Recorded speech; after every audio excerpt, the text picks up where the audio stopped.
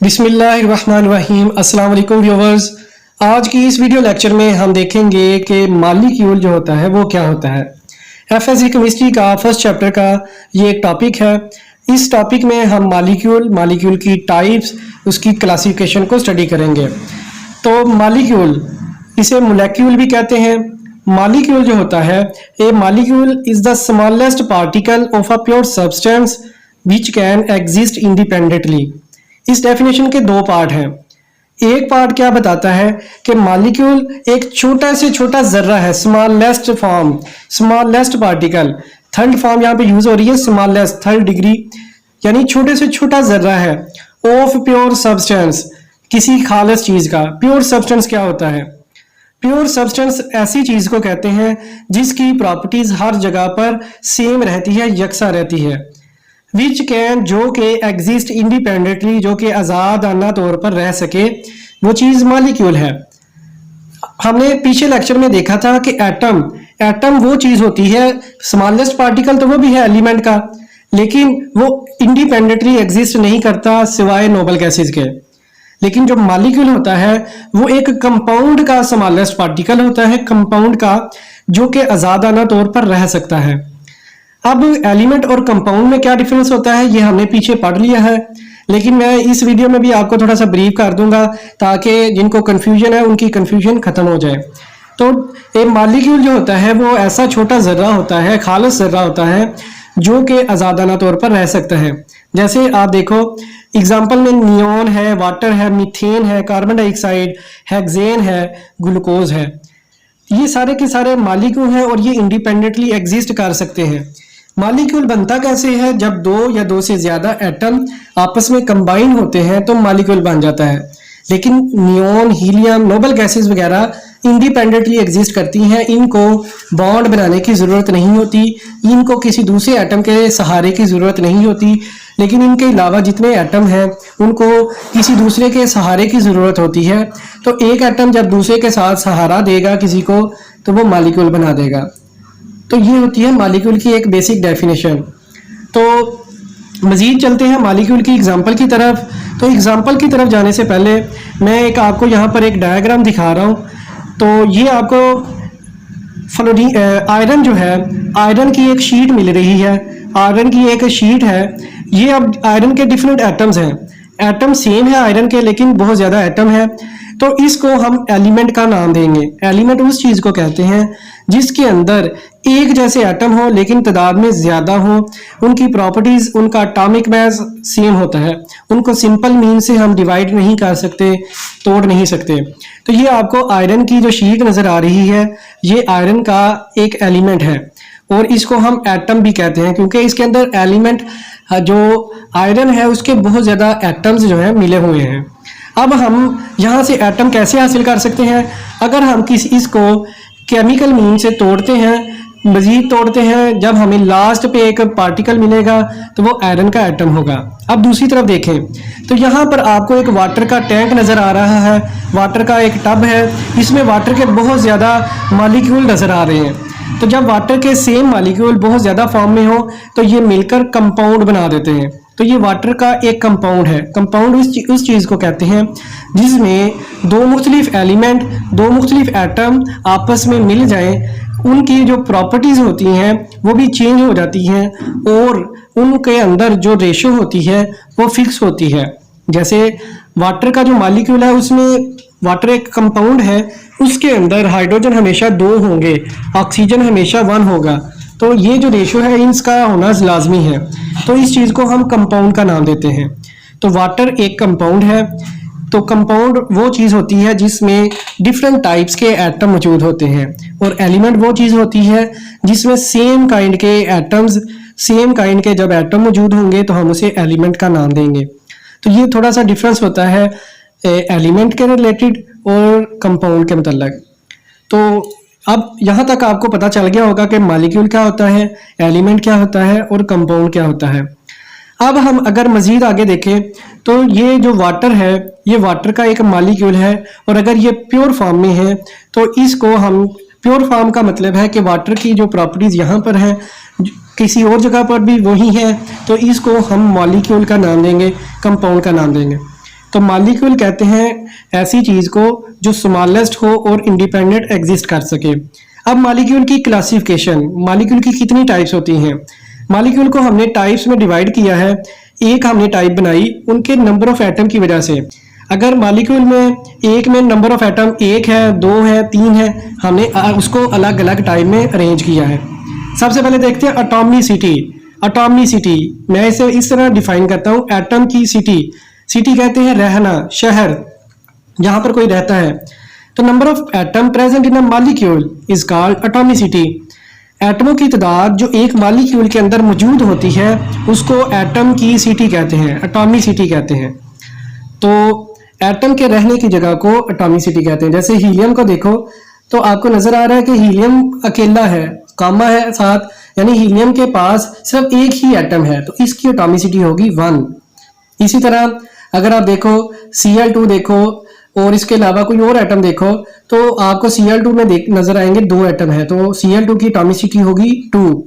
इसी तरह वाटर में देखो तो आपको वाटर में 3 एटम नजर आ रहे हैं, तो वाटर की एटॉमिसिटी होगी 3।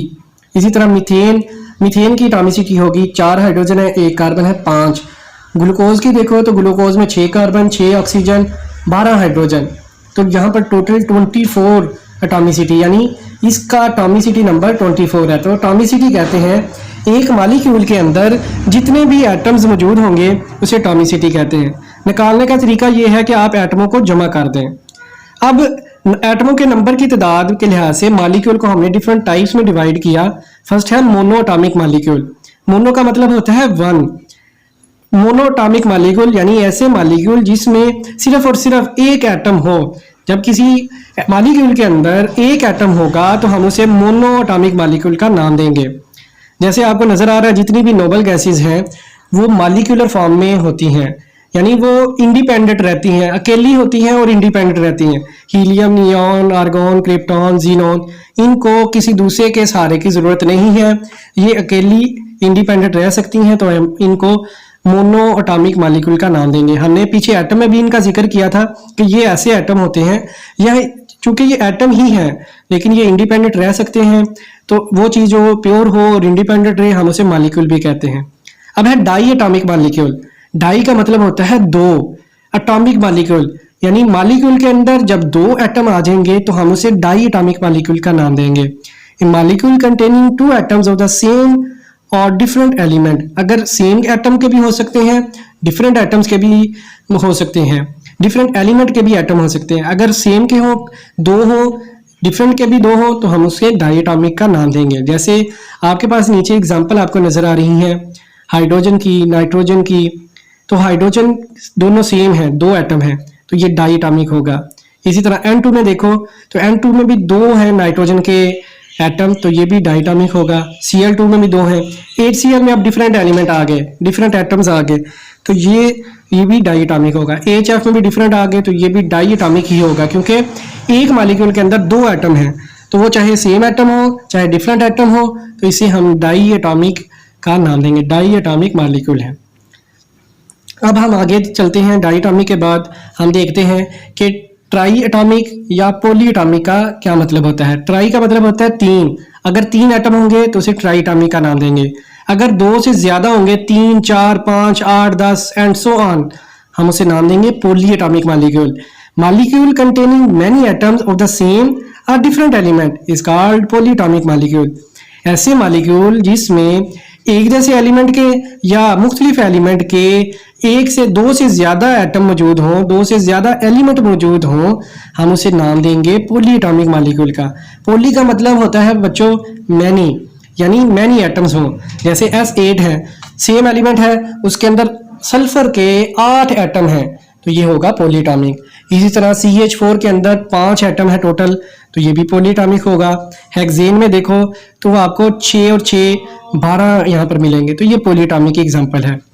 अब है क्लासिफिकेशन मॉलिक्यूल की दूसरी, on the basis of kinds of atom, एटमों की किस्मों के लिहाज से, यानी एटम की किस्म, एटम सेम हो या डिफरेंट हो। होमोटॉमिक और हेट्रोटॉमिक। होमोटॉमिक, होमो का वर्ड मतलब होता है सेम, एटॉमिक एटम, यानी अगर मॉलिक्यूल के अंदर सेम एटम हो तो उसे नाम देंगे होमोटॉमिक।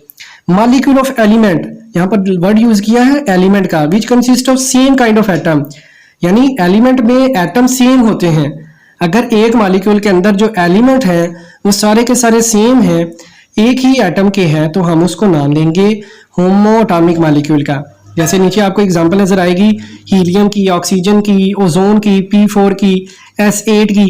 तो इनमें आप देखो सभी के सभी आपको सेम एटम मिल रहे हैं। सब एक मॉलिक्यूल के अंदर सिर्फ एक तरह के ही एलिमेंट है, एक तरह के ही एटम है। तो इस तरह की एग्जांपल को हम नाम देते हैं होमोएटॉमिक मॉलिक्यूल, यानी ऐसे मॉलिक्यूल जिसमें सिर्फ और सिर्फ एक जैसे एलिमेंट मौजूद हो या एक जैसे एटम मौजूद हो, एक ही तरह के एटम मौजूद हो, लेकिन वो एक से ज्यादा हो सकते हैं, तो उनको नाम देंगे होमोएटॉमिक मॉलिक्यूल का। इसी तरह बच्चों नेक्स्ट आगे जो इसका एटम की टाइप काइंड के लिहाज से दूसरी जो टाइप है वो है हेट्रोएटॉमिक मॉलिक्यूल। हेट्रोएटॉमिक या हेट्रोएटॉमिक, हेट्रो का मतलब होता है डिफरेंट, यानी ऐसे मॉलिक्यूल जिसके अंदर डिफरेंट एटम्स हो, डिफरेंट काइंड्स के एटम हो। यहाँ पर हम वर्ड यूज कर रहे हैं molecule of compound which consist of different kinds of atom. Compound के मॉलिक्यूल जिसके अंदर मुख्तलिफ इकसाम के एटम मौजूद हों। तो कंपाउंड, जैसे कि हमने शुरू में देखा, कंपाउंड में डिफरेंट एटम हो सकते हैं लेकिन उनकी जो प्रॉपर्टीज हैं वो सेम रहेंगी। उनकी जो नई प्रॉपर्टी होंगी, पहले वाली प्रॉपर्टी खत्म हो जाएगी, नई प्रॉपर्टी सेम होगी। तो इसको हेट्रोएटॉमिक मॉलिक्यूल का नाम देते हैं। एग्जाम्पल में देखें तो एग्जाम्पल आ जाएगा आपके पास HCl, H2O, सल्फ्यूरिक एसिड, इसके अलावा ग्लूकोज। तो इसमें देखो तो सभी के सभी एक मॉलिक्यूल के अंदर दो से ज्यादा तरह के एलिमेंट मौजूद हैं, दो से ज्यादा तरह के आपको एटम नजर आ रहे हैं। तो चूंकि ये डिफरेंट टाइप्स के एटम हैं, तो इनको डिफरेंट टाइप्स के ये चीजें हैं, तो इनको हम कंपाउंड का नाम देते हैं। और हेट्रोएटॉमिक मॉलिक्यूल है, यानी डिफरेंट टाइप्स के मॉलिक्यूल हैं। H2O में देखो तो 2 हाइड्रोजन है, 1 ऑक्सीजन है, 2 एटम डिफरेंट एटम्स हैं। सल्फ्यूरिक एसिड में देखो तो 3 तरह के एटम आ गए, 1 हाइड्रोजन आ गया, 1 सल्फर आ गया, तो ऑक्सीजन आ गया। तो डिफरेंट टाइप्स के यहाँ पर चीज़ें जब बनेंगी तो उन तरह के मॉलिक्यूल को हम नाम देंगे हेट्रोएटॉमिक मॉलिक्यूल्स। तो ये थी कुछ एग्जांपल इसके रिलेटेड। आगे हम चलते हैं, आप देखते हैं कि साइज के लिहाज से मॉलिक्यूल की जो टाइप है, मॉलिक्यूल को हमने 3 हिस्सों में क्लासीफाई किया। अब जो तीसरी है साइज के लिहाज से, कि मॉलिक्यूल का साइज अगर स्मॉल है तो उनको नाम देंगे माइक्रो मॉलिक्यूल, और अगर लार्ज है तो मैक्रो मॉलिक्यूल। माइक्रो का मतलब होता है जो माइक्रोस्कोपिक होते हैं, जो हमें बहुत छोटे होते हैं। तो molecules which are small in size are called micro molecule. ऐसे मॉलिक्यूल जिनका साइज स्मॉल है उनको हम नाम देते हैं माइक्रो मॉलिक्यूल।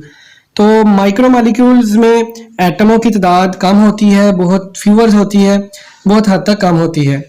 जैसे CO2, NH3, H2SO4। CO2 में 3 एटम हैं, ग्लूकोज में देखो तो 24 हो गए, सल्फ्यूरिक एसिड में देखो तो 4, 5, 6, 7 हो गए, अमोनिया में देखो तो 4 हो गए। तो इतने ज़्यादा यहाँ पर एटम मौजूद नहीं है। तो इस तरह के जो होगी उसे हम नाम देंगे माइक्रो मॉलिक्यूल। और मैक्रो मॉलिक्यूल क्या होते हैं? ऐसे मॉलिक्यूल जिसमें एटम्स ज़्यादा तादाद में हो, या which are large in size, जिनका वजन ज़्यादा हो या बड़े साइज के हो, उनको हम मैक्रो मॉलिक्यूल कहते हैं। उनमें एटमों की तादाद ज़्यादा होती है। इसकी एग्जांपल में हम देखेंगे प्रोटीन आ जाएगा, लिपिड्स आ जाएगा, हीमोग्लोबिन आ जाएगा। तो ये सारी जो है वो मैक्रो मॉलिक्यूल की एग्जांपल है। तो यहाँ पर अगर हम डिटेल में देखें तो हीमोग्लोबिन की जो डिटेल है वो MCQs में, शॉर्ट में, एंटी टेस्ट में पूछी जाती है। हीमोग्लोबिन क्या होता है? ये ब्लड के अंदर एक प्रोटीन पाई जाती है। इसका काम होता है कि इसने ऑक्सीजन को लंग से पूरे बॉडी तक ट्रांसपोर्ट करना होता है, ऑक्सीजन को पूरे जिस्म में पहुंचाना होता है। ये ऑक्सीजन जो हम सांस लेते हैं वो लंग्स में जाती है, ये लंग से इसे पूरे बॉडी में पहुंचाता है। इसके जो एटम होते हैं वो 10,000 एटम होते हैं, और इनका जो वजन होता है वो हाइड्रोजन से 68,000 ज्यादा होता है। हाइड्रोजन का वजन अगर 1 है तो इनका वजन 68,000 होगा, उससे भी ज्यादा हो सकता है। तो ये हीमोग्लोबिन के रिलेटेड था। तो ये एक मैक्रो मॉलिक्यूल है। मैक्रो मॉलिक्यूल कहते हैं ऐसा मॉलिक्यूल जो लार्जर हो, साइज में बड़ा मॉलिक्यूल हो। तो ये थी बच्चों आज का हमारा वीडियो लेक्चर। उम्मीद करता हूँ इस लेक्चर को आपने काफ़ी हद तक समझा होगा। मज़ीद इस तरह की वीडियोस, एनिमेशन की तरह की वीडियोस को देखने के लिए हमारे चैनल को ज़रूर सब्सक्राइब करें, वीडियोस को लाइक करें, शेयर भी करें। अल्लाह आपका हामी नासिर हो। अल्लाह हाफिज़।